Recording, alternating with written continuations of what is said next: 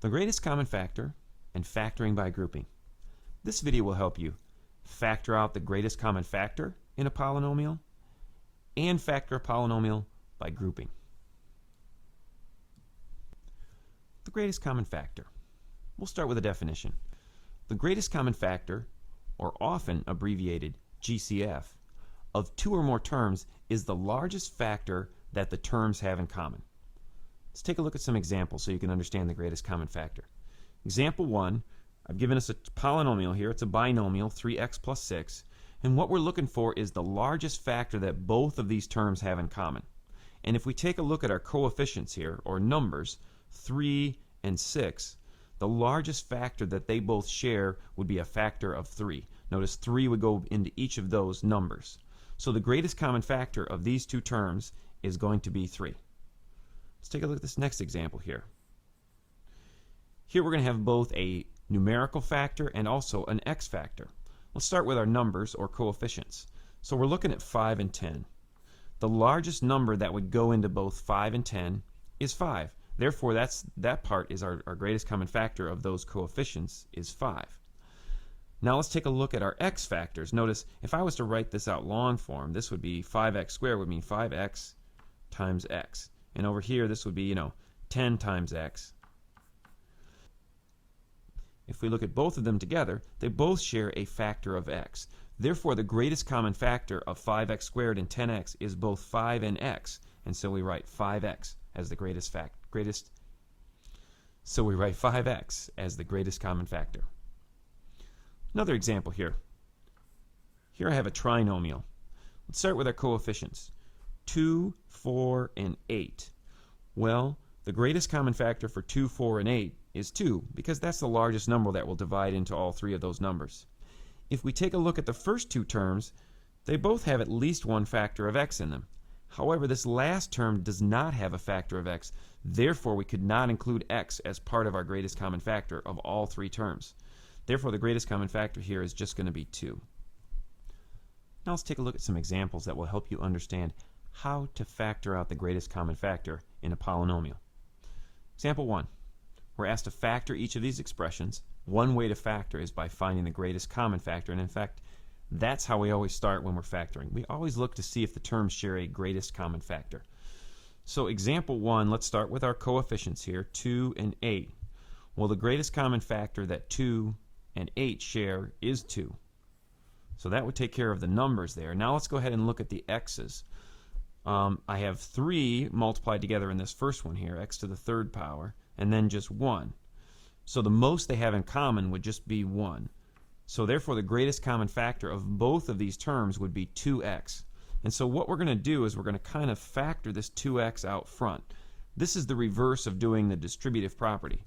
So what we're going to do is we're going to end up with an addition sign in here. And I'm going to have two terms inside this set of parentheses after I factor or divide this 2x out of each of these terms. So if I look at my first term there, 2x cubed, if I factor or divide a 2x out of that, I would have an x squared left. Notice the 2 would factor out, and I would still have 2x's or x squared left there. All right, now let's look at 8x. If I divide a factor of 2x out of there, well, 8 divided by 2 would give us 4. And if I divide the x factor out, or pull that or factor it out front, there wouldn't be any x's left. So right now, I have factored this expression by factoring out the greatest common factor. All right, let's take a look at example 2. All right, I have 3 terms here. Let's start with our coefficients, 3, 15, and 12. 3 would be the greatest common factor of all 3 of those terms. X, there is a common factor of x in both the first and second term, but not the third. So 3 is the best I can do here. So I'm going to go ahead and factor that out. When I divide or factor a 3 out of that first term, I would have x squared left. When I divide or factor a 3 out of the next term, I would have minus 5x left. And then finally, with 12, when I factor or divide a 3 out of that, I would be left with a positive 4. So there is that trinomial there factored by factoring out this greatest common factor of 3. Okay, question 3. Let's start with our coefficients, 8, 16, and 12. Well, the first two I could have a factor of 8, but that last one, 8's not a factor of 12. So the best I'm going to be able to do there is 4. Let's look at my variables, x squared x cubed, x squared, and x, they all have at least one factor of x in there. So I would factor 4x out front. Let's see, when I divide 4x out of that first term, I would be left with 2x squared. When I divide 4x out of the next term, I would be left with 4x. And then a 4x out of the last term, I would be just left with negative 3. Now it's time to check your understanding of factoring out the greatest common factor. Go ahead and pause your video player and answer these practice questions. When you're done, hit play to see how you did. All right. So we're asked to factor each expression here. We'll start with the first one. Okay. Start with our coefficients here. So a 5 and an 8. Ooh, the greatest common factor between 5 and 8 is just going to be 1. Let's take a look at our x terms now, or our x factors here. So we have an x cubed and an x squared. They would both share a common factor of x squared there. 2x's, at least 2x's multiplied in each of those. So that is our greatest common factor here, is just that x squared. Factoring a 1 out really won't do anything, so we usually don't write that 1 out front. So we're going to factor an x squared out of each of these terms. When I factor or divide an x squared out of that first term, all I would have left is a 5x. When I factor an x squared out of that second term, all I would have left is an 8. Now one nice thing about factoring was we could always distribute this x squared back and kind of check it. So we can always do this whenever we're solving any of these problems. So multiplying or distributing that x squared back in here, I'd have x squared times 5x, which would give me 5x cubed, and then x squared times 8 would give me a positive 8x squared. And notice that got me right back to where I started. So I know that this factoring right here is correct. Okay, practice question 2. We have 3 terms here. Let's start with our coefficients, 5, 25, and 10. Greatest common factor would be 5. We don't have an x factor in all 3 terms, so 5 is the best that we can do here. So when I divided or factored out of that first term, I'd have x squared. Out of the second term, I'd have 5x. And out of the last term, I'd have a positive 2. Question 3, let's start with our coefficients there, 9, 12, and 15. 3 is the greatest common factor of those numbers. X cubed, x squared, and x, they all share at least one factor of x. So 3x is what I want to factor out here. When I factor a 3x out of that first term, I would have 3x squared left. When I factor it out of the second term, I would have minus 4x. And when I factor it out of that third term, I'd have plus 5. Factor by grouping. Now that we have a handle on factoring out the greatest common factor, we can extend this idea, and instead of factoring out a common monomial factor, notice we were just factoring out one term in that last one, we can kind of extend this now and factor out a binomial factor. So let's take a look. This is what we just got done doing, which was factoring out a common monomial factor.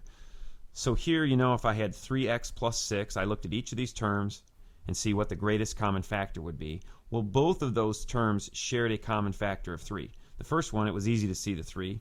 The second one, maybe not quite so easy to 3, but if we think of 6 as 3 times 2, we could see that they both share a common factor of 3. So what we're going to do with that 3, or what we did with that 3, is kind of pulled that 3 out front, or factored it out. So since it was a common factor, we can pull that 3 out front, and then we're left with x plus 2 after we factor that 3 out. The same thing now can happen with a binomial factor. A little bit harder to see, but it's the same idea. So here I have 2 terms, but notice each of these terms now share a binomial factor of x plus 1. So since they both share that common binomial factor of x plus 1, I can kind of factor this x plus 1 out front. And that's what I've done over here. I've taken this x plus 1, factored it out front.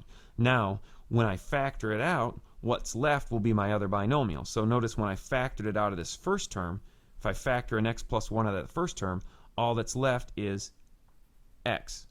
When I factor that x plus 1 out of the second term, all that's left there is just this 4. And so I've essentially now factored out this x plus 1 out of each of those terms. All right, let's take a look at some examples now that will kind of help you understand this factoring by grouping a little better. So we're asked to factor each of these expressions. In example 4 here, I'm looking for a common factor, and in this case it's a common binomial factor of x plus 2. They both share that factor of x plus 2, so I'm going to factor that out front. So this is kind of what I'm factoring out here, is this x plus 2. And over here in this set of parentheses is kind of what's going to be left after I factor that x plus 2 out. So when I look at the first term here, after I factor that x plus 2 out, all I have left is x. When I look at the second term, I also want to include the sign on it. Notice it was plus this term 5 times x plus 2. When I factor that x plus 2 out, all I'll have left now is that plus 5. Okay, example 5. This is kind of now where we're really getting into this factoring by grouping. I kind of set this first one up so that it would be really easy to see that common binomial factor. Now in question 5, it is not easy to see, because what we have to do first is we have to group these terms together and factor what we can out of each of those groups. So what I'm going to do is I'm going to pair these up. I'm going to pair this first 2 terms together, then I'm going to pair the second 2 terms together, and I'm going to factor out the greatest common factor in each of those terms. So let's see, when I look at that first pair, x squared minus 4x, the greatest common factor they have is just x. So I'm going to factor that x out front. So it would look like this, x times x minus 4. Now I'm going to do the same thing in this second pair. So notice I have an addition sign here from this addition sign right there. And in this case I have yx minus 4y. There the greatest common factor is going to be y, so I'm going to factor that y out front. And so then I'd have x minus 4. Once I do this step now where I factor out the greatest common factor in each of these pairs, you'll notice now that I have this common factor or common binomial factor in each of these terms of x minus 4. When this happens now, this is when I can factor by grouping. I'm going to take this x minus 4 and factor it out front. So I'm going to say x minus 4, that's what I'm factoring out. So what will be left when I factor it out of the first term? All I'll have left is an x. And when I factor it out of the second term, all I'll have left is a plus y. And that there is factoring by grouping. So you might have asked, well, why didn't we look at all 4 terms at once? How did you know to pair these things up? Well, what I did first is I looked at this as all 4 terms, and you notice all 4 of these terms don't share any common factors. We have x squared and x squared, 4x, yx, and 4y. They didn't share a common greatest common factor in all 4 terms, but I did notice that when I paired them, they did share a common factor. And so that's kind of why I used this strategy and went to factoring by grouping. Let's take a look now at question example 6 here. So the first thing we would do is say, okay, is there a greatest common factor in all 4 of these terms? And the answer is no. You know, there's an x in the first 3. 3 is a common factor of the first 2, but it's not a common factor of the next 2. So in this case, there's no greatest common factor for all 4 terms, so I'm going to go ahead and look at these things in pairs. So let's start by looking at this first pair and the second pair. We might have to pair them up differently, but we always start with kind of the ones that are written next to each other. So let's start with that first pair. 3x squared and 15x, they both share a common factor of 3x. So when I factor that 3x out, I would be left with x minus 5. Let's go to the second pair now. 2x and negative 10. They both share a common factor of 2. So I'll write plus, and then I'll factor that 2 out front. So when I factor 2 out of 2x, I'd have an x left.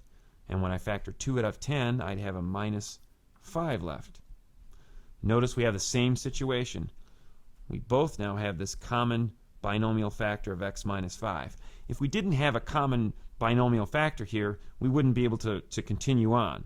So if we factor by grouping or start to factor by grouping and we kind of get to this point and we're stuck, then we would just stop and say, well, we're not going to be able to factor this thing. But if we find that we have this common factor between each of these terms, then we can go ahead and factor this out front. So I'm factoring this x minus 5 out, and then I'd be left with 3x plus 2. Now it's time to check your understanding of factoring by grouping. Go ahead and pause your video player now and answer these practice questions. When you're done, hit play to see how you did.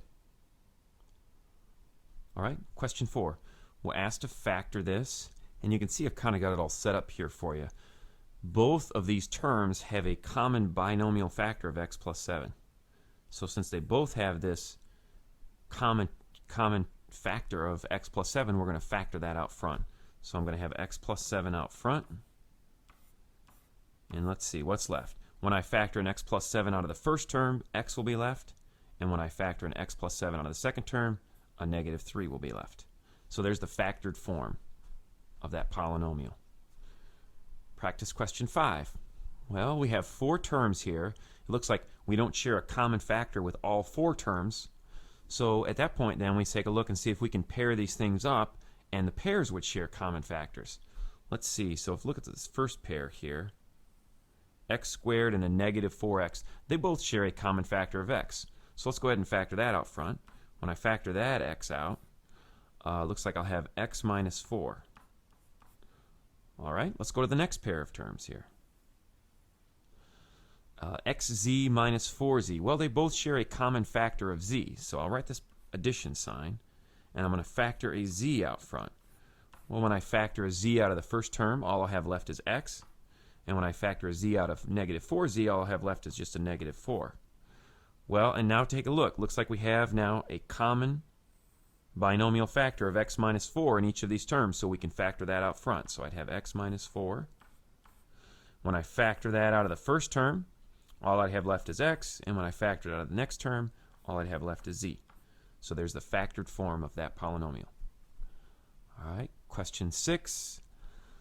Looking along, it looks like the first 3 terms share an x factor, but the last one doesn't, so we couldn't factor an x out of there altogether. There's no common factor here all the way through, so we'll try to pair them up. The first one, it looks like both a 7 and an x is a common factor there, so I'd factor a 7x out. When I did that, I'd be left with x minus 3. The next pair of terms, looks like they both share a common factor of 2. So I'll factor a 2 out of there, and so that would leave me with x minus 3. And notice again, we have the same common binomial factor in each of these terms, so we can factor that out front. When I factor it out of the first term, I'll be left with 7x. When I factor it out of the second term, I'll be left with a positive 2. And so there's the factored form of that polynomial.